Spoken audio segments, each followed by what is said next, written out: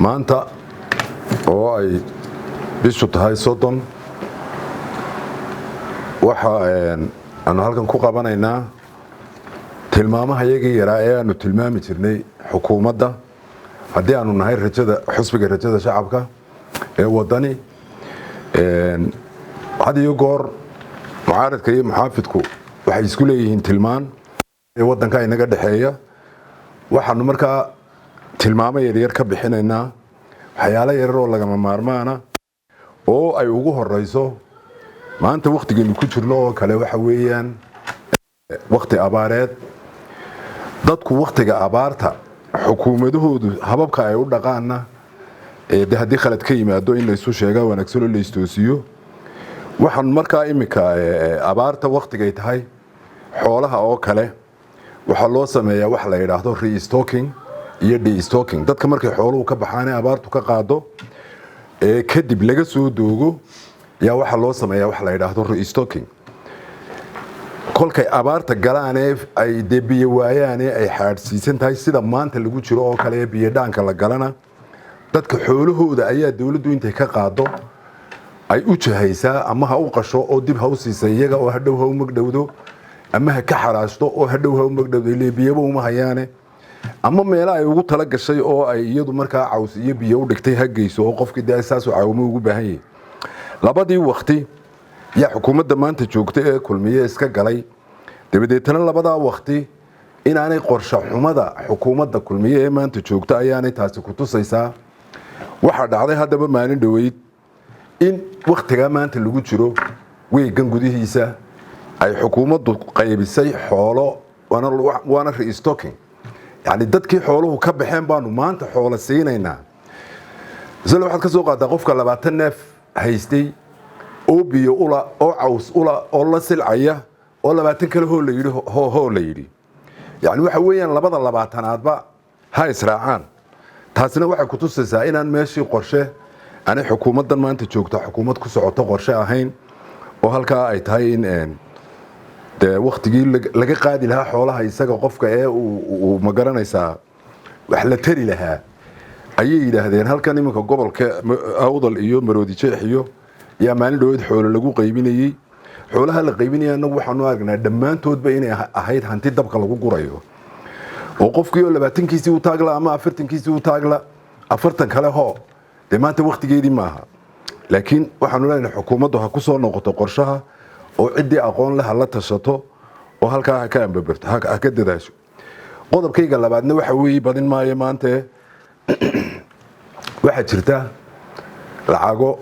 ay hay'aduhu inagu caawiyaan oo soo gala dakhli waddankeena soo gala lacagta hay'aduhu inagu caawiyaan dawladdeenu waxay ka cabanaysaa ama shicibkeenuba ka cabanayaa inflation iyo qiimo dhac iyo wax noocaas oo kala lacagtaas sidaanu anagu xogogaan u nahay waxa jirta in haday 100 hay'adood yimaadaan ama 50 hay'adood ama 20 hay'adood yimaadaan lacagta dollarka ay haysataan waxay ku subtaan dahab banka dahabshiil markay banka dahabshiil ku subtaana si toos ah unba iyadoo dollar wasiiradu uga qaadaan oo isticmaalaan taasina waxaan noodan lahayn haddii banka lagu shubi lahaa intaasoo wasaaradaha dalka oo dhan banka lagu shubi lahaa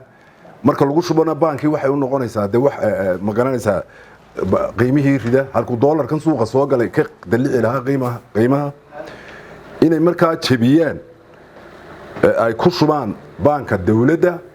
dabeetana shaqaalaha hadhowto loo siiyo iyadoo lacag Soomaaliya waa isku mid haddii $20 la siiyo haddii iyadoo sarifan la siiyo lacag Soomaaliya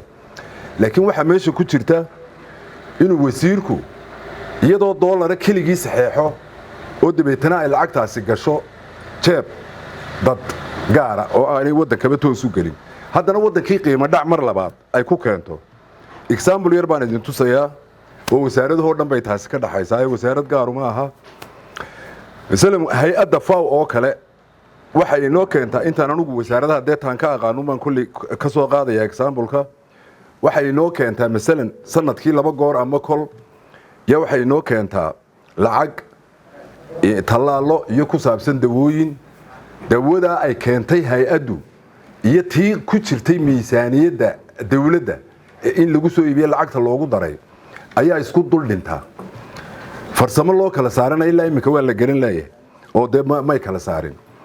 waxa kale oo jirta misalan sanadkii mar baa talaal loo baxaa xoolaha la soo talaalayo oo kale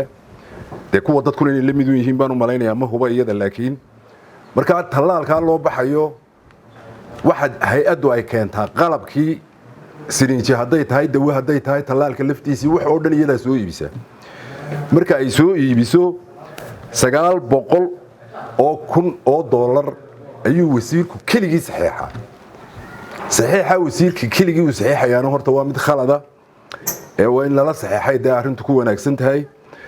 markuu soo saxiixo lacagtaasi mar dambe la isma xisaabiyo lagama daba tago waxba lama sameeyo waayo hay'adii baa keentay qalabkii oo dhan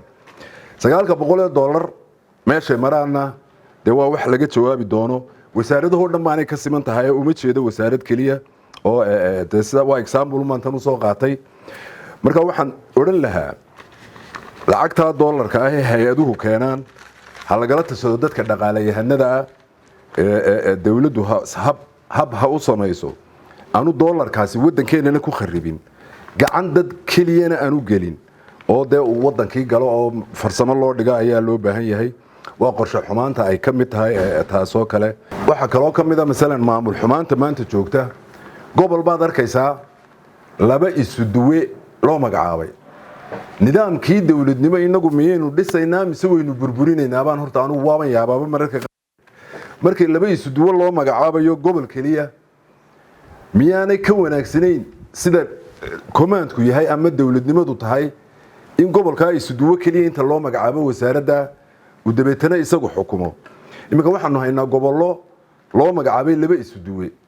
salan ceeri gaabo oo kale wasaaradda xanaanada xoolaha sanaa gobolka la yiraahdo laba isu duwa loo magacaabo mid waliba title-kii isu duwe sito anu siday u heshiin doonaana de ma garanayo kulli waa laga jawaabi doonaa marka waxyaalaha noocaas oo kala ah oo dhamaantoodba ku saabsan maamul xumo ay dalka ku hayso umada maanta joogta ee kulmiye